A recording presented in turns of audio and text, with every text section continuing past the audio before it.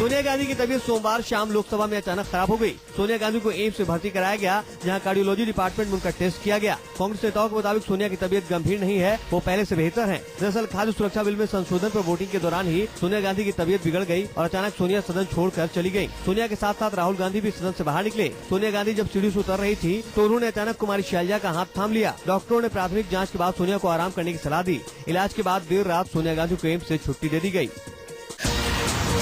सोनिया गांधी की तबीयत बिगड़ने के बाद एम्स के कार्डियो न्यूरो सेंटर में निगरानी के लिए रखा गया था। सारे रिपोर्ट नॉर्मल होने के बाद रात करीब 1:30 बजे सोनिया गांधी को एम्स से छुट्टी दे दी गई, जिसके बाद सोनिया घर के लिए रवाना हो गई। केंद्रीय मंत्री कुमारी शैलजा के मुताबिक सोनिया गांधी को मामूली सर्दी जुकाम की शिकायत थी और किसी तरह की चिंता की बात नहीं है। एम्स के डॉक्टर ने कहा कि सोनिया पूरी तरह से स्वस्थ हैं और उन्हें घर भेज दिया गया है। मैडम का कोई जुकाम लगा था, सिर में दर्द था, इसलिए कुछ दवाई खाई थी। खाने के बाद she was feeling uneasy in the parliament. सब टेस्ट किए हैं और वो घर चले गए, बिल्कुल स्वस्थ है। सोनिया की सेहत बिगड़ने के बाद एम्स में उनसे मिलने कांग्रेस नेताओं का तांता लग गया। वहीं एम्स में सोनिया गांधी से मिलने प्रियंका गांधी और रॉबर्ट वाड्रा भी पहुंचे। सोनिया से कांग्रेस नेताओं के मिलने का सिलसिला एम्स में भर्ती होने के बाद से ही शुरू हो गया। सोनिया गांधी से मिलने के बाद जनार्दन द्विवेदी ने कहा कि उनकी हालत ठीक है। वहीं संसदीय कार्य राज्य मंत्री राजीव शुक्ला भी सोनिया गांधी से मिलने पहुँचे। तो कोई दवा उनको सूट नहीं कर रही है, उसके रिएक्शन की वजह से कुछ परेशानी हुई और चेकअप चल और बिल्कुल ठीक है, बिल्कुल ठीक है। और लोकसभा में सोमवार को बहुप्रतीक्षित खाद्य सुरक्षा विधेयक पारित हो गया। इसका उद्देश्य देश के करीब 80 करोड़ लोगों यानी 67% आबादी को रियायती दर पर खाद्यान्न उपलब्ध कराना है। केंद्रीय खाद्य मंत्री केवी थॉमस ने विधेयक पर चर्चा का जवाब देते हुए सदन को आश्वस्त किया सभी खामियों को दूर करने की कोशिश की जाएगी। इसके पहले विधेयक पर चर्चा और इसे पारित कराने का प्रस्ताव पेश करते हुए खाद्य मंत्री ने कहा था कि योजना के माध्यम से लाभान्वितों को पोषण युक्त खाद्यान्न मिलेगा। कहा जा रहा है कि इस विधेयक से कांग्रेस को इस साल के अंत में 5 राज्यों में होने जा रहे विधानसभा चुनाव और 2014 के लोकसभा चुनाव में लाभ मिलेगा। इस विधेयक से सरकार पर करीब 1,24,723 करोड़ रुपए का बोझ पड़ेगा।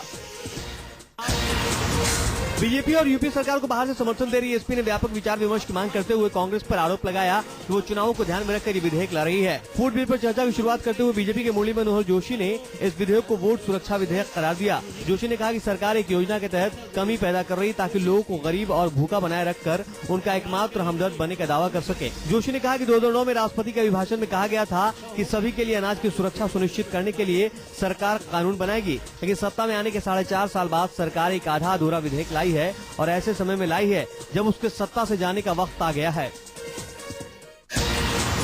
फूड सिक्योरिटी बिल को लोकसभा से तो हरी झंडी मिल गई, लेकिन बीजेपी इस बिल से खुश नहीं है। बीजेपी इस बिल को वोट सुरक्षा बिल बता रही है। सुषमा स्वराज ने इस बिल को आधा अधूरा बताया है। सुषमा स्वराज का कहना है कि उनकी सरकार आएगी तो बिल में सुधार करेंगी। बिल के लोकसभा में पास होने से पहले भी बीजेपी इस बिल में संशोधन की मांग करती रही है। तो हम उसकी सरकार बजट है इसको इसी रूप में पारित कराने के लिए, तो हम उस दिन की प्रतीक्षा करते हुए जब हम स्वयं आकर इस बिल को सुधरे हुए रूप में लागू करेंगे। आज इसी आधे अधूरे बिल का समर्थन करते हैं। खाद्य सुरक्षा बिल पर लोकसभा में बहस के दौरान आरजेडी सुप्रीमो लालू प्रसाद यादव ने बिल का समर्थन किया और बिल के महिमा का गुणगान करते हुए लालू ने यूपी सरकार की जमकर तारीफ की। लालू ने बीजेपी पर चुटकी लेते हुए कहा कि जब प्याज महंगा हुआ तो ये प्याज बेचने लगे, यानी बीजेपी प्याज बेचने वाली पार्टी है। लालू के इस व्यंग पर सदन में बैठे बीजेपी के नेता भी मुस्कुरा रहे थे। प्याज का दाम जब बढ़ गया, प्याज का दाम, तो दिल्ली में बीजेपी 20 रुपया किलो प्याज बेच रही है। ये प्याज बेचने वाले लोग हैं और ये दूसरे पर आरोप लगा रहा है। दिल्ली विधानसभा का मानसून सत्र आज से शुरू हो रहा है। इस सत्र के दौरान विपक्ष बिजली की कीमतों में बढ़ोतरी, कॉलोनियों को नियमित करने में हो रही देरी, महिलाओं के खिलाफ अपराध और प्याज के आसमान छूती कीमतों के मुद्दे पर कांग्रेस की शीला दीक्षित सरकार को घेर सकती है। विधानसभा में नेता प्रतिपक्ष वीके मल्होत्रा ने कहा कि कमोवेश सभी मोर्चे पर बुरी तरह नाकाम दिल्ली सरकार को आड़े हाथ लेने में बीजेपी कोई कोर कसर नहीं छोड़ेगी।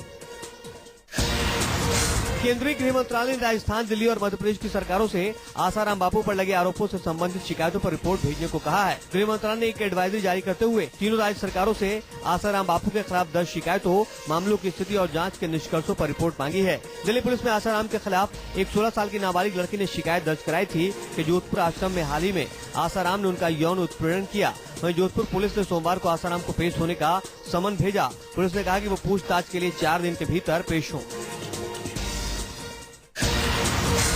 आसाराम पर यौन उत्पीड़न का आरोप लगाने वाली लड़की ने पुलिस को दिए बयान में कहा है कि आसाराम ने घटना के बारे में मुंह नहीं खोलने की धमकी दी थी। पुलिस के मुताबिक लड़की ने कहा कि बीते 15 में मनाई आश्रम में आसाराम के कमरे में एक रस्म को निभाने के लिए ले जाया गया, जहां कमरे में आसाराम और लड़की के अलावा कोई नहीं था। पुलिस के मुताबिक आसाराम की धमकी से डरी होने के कारण लड़की ने यौन उत्पीड़न की घटना की तत्काल बाद जुबान नहीं खोली। उत्तर प्रदेश के शाहजहांपुर स्थित अपने घर पहुंचने के बाद उसने इस मामले का खुलासा किया, जिसके बाद लड़की के माँ बाप ने 19 अगस्त को दिल्ली में आसाराम से मुलाकात करनी चाहिए, लेकिन उन्होंने मिलने से मना कर दिया।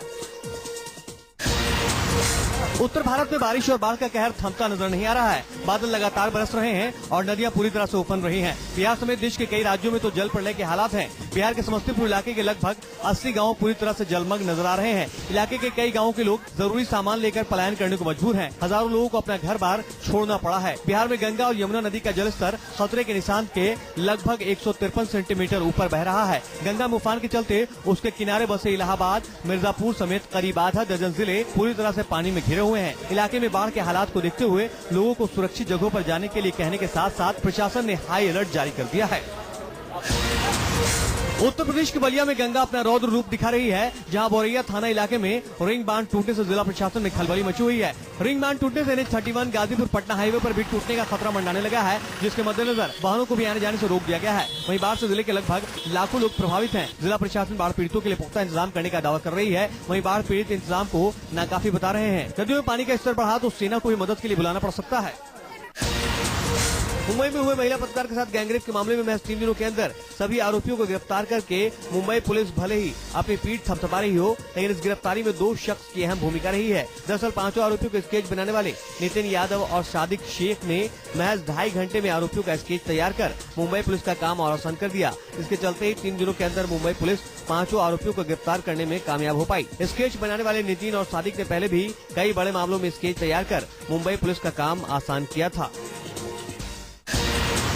देश भर में बढ़ती गैंगरेप की घटनाओं से लोगों के माथे पर चिंता की लकीरें खिंच गई हैं। महिलाओं में सुरक्षा को लेकर भय का माहौल हो गया है। वहीं पलामू सिविल कोर्ट में बलात्कार के मामले की सुनवाई के दौरान एक युवती ने जहर खा लिया। उसे इलाज के लिए डाल्टनगंज सदर अस्पताल में भर्ती करवाया गया है। दरअसल मामले की सुनवाई चल रही थी और युवती भी कोर्ट में ही मौजूद थी, जिसके साथ बलात्कार किया गया था। सुनवाई के दौरान जिरा को युवती सहन नहीं कर सकी और उसने कोर्ट में ही जहर खा लिया, जिसके बाद उसकी हालत बिगड़ गई और अस्पताल में भर्ती कराया गया, जहाँ उसका इलाज चल रहा है। मुंबई के लोकल ट्रेन में अमेरिकी महिला पर ब्लेड से हमला कर फोन और बैग छीनने वाले आरोपी को रेलवे पुलिस ने गिरफ्तार कर लिया है। राजकुमार तिवारी नाम के आरोपी को CST इलाके से गिरफ्तार किया गया है। पुलिस के मुताबिक राजकुमार नशे का आदी है। नशे के लिए राजकुमार लोकल ट्रेनों में चोरी लूटपाट किया करता था। पीड़ित महिला मिशेल मार्कस की लूटी हुई फोन को राजकुमार ने महज 300 रुपए में बेचकर नशीला पदार्थ खरीदा था। पुलिस ने मोबाइल खरीदने वाली महिला को भी हिरासत में लिया है। देश भर में बढ़ती रेप की घटनाओं के मद्देनजर पुलिस भी सतर्क होती नजर आ रही है। कोल्हापुर पुलिस ने रोड रोमियो के खिलाफ सोमवार को कार्रवाई की। ये कार्रवाई जिला एडिशनल पुलिस अधीक्षक ज्योति प्रिया सिंह और DSP वैशाली माने के नेतृत्व में की गई। ये दोनों अधिकारियों ने कॉलेज के बाहर जमा मंचलों को पकड़ा। ये दोनों अधिकारी अपनी टीम के साथ सादी वर्दी में ही पहुंचे थे, ताकि किसी को शक न हो। पुलिस ने कई कॉलेजों पर दबिश देकर 150 से अधिक मंचलों को पकड़ा, जिसमें से कई को पूछताछ के बाद छोड़ दिया गया। मिशन 2014 की तैयारी में हर पार्टी जुट गई, लिहाजा रूट लेवल से लेकर हर स्तर पर अपनी अपनी बिसात बिछाई जा रही है। लेकिन इन सबसे अलग PM बनने की चाहत में भी मन्नतें मांगी जा रही हैं और पार्टी और उनके कार्यकर्ता अब अपने अपने आला नेता को देश के प्रधानमंत्री पद पर बैठे हुए देखना चाहते हैं। यही वजह है कि इन दिनों अजमेर में ख्वाजा साहब के दर पर हर बड़ी पार्टियों के नेताओं और उनके कार्यकर्ता हाजिरी लगा रहे हैं। बीते सप्ताह में अब तक नरेंद्र मोदी, मायावती के साथ साथ राहुल गांधी के प्रधानमंत्री पद की दुआ मांगी जा चुकी है। दरगाह में मोदी प्रधानमंत्री बनने की दुआ लेकर अजमेर आए दल का कहना है कि मोदी ने गुजरात का विकास किया है, जिसके चलते ही हर कोई देश के विकास के लिए नरेंद्र मोदी को देश का प्रधानमंत्री बनाना चाहता है। कश्मीर घाटी में अगले महीने की 7 तारीख को जुबिन मेहता एक इंटरनेशनल कंसर्ट करने वाले हैं। दुनिया भर में लोकप्रिय जुबिन का ये शो जम्मू कश्मीर सरकार और जर्मनी एम्बेसी के सौजन्य से आयोजित होने वाला है। ये शो श्रीनगर के डल झील के पास खुले आसमान के नीचे खूबसूरत मुगल गार्डन में होने वाला है। लेकिन जैसे ही शो की खबर घाटी के अलगाववादी नेताओं को लगी तो उन्होंने इस कंसर्ट का विरोध करना शुरू कर दिया। पाकिस्तान ने सीमा पर बढ़ते तनाव के बीच नियंत्रण रेखा से सटे इलाकों में सरकारी कार्यालयों को अनिश्चितकाल के लिए पूरी तरह बंद करने का आदेश दिया है। बीते कुछ सप्ताह से पाकिस्तान और भारत के बीच नियंत्रण रेखा पर तनाव काफी बढ़ गया है। नियंत्रण रेखा के 3 किलोमीटर के दायरे में मौजूद सभी पाकिस्तानी कार्यालयों को अनिश्चितकाल के लिए बंद करने का आदेश दिया गया है। हाल ही में पाकिस्तान ने भारतीय सेना पर कश्मीर में हुई गोलीबारी के दौरान 2 महिलाओं की मौत और करीब 7 लोगों के घायल होने का आरोप लगाया था। पिछले कुछ सप्ताह के अंदर दोनों देश एक दूसरे पर सीज फायर के उल्लंघन का आरोप लगा रहे हैं।